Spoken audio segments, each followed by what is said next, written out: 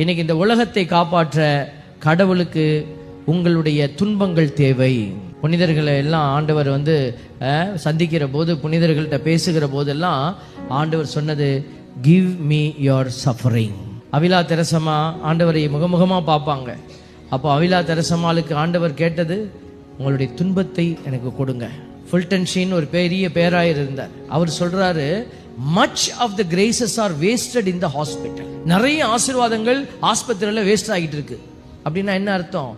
எல்லாரும் துன்பப்படுறாங்க, ஆனா அந்த துன்பத்தை யாரும் ஆண்டவரே உமக்கு காணிக்கை ஆக்குகிறேன்னு கொடுக்கறது இல்ல.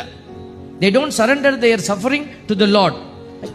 துன்பங்கள், நிறைய துன்பங்கள் வேஸ்டா போயிட்டு இருக்கு. உங்க குடும்பத்துல கணவன் வழியாக, மனைவி வழியாக உங்களுக்கு வருகிற துன்பங்கள், பிள்ளைகள் வழியாக வருகிற துன்பங்கள், உங்களுடைய தாய் தந்தை வழியாக உங்களுக்கு வருகிற துன்பங்கள் எல்லாத்தையும் நம்ம என்ன செய்யணும்?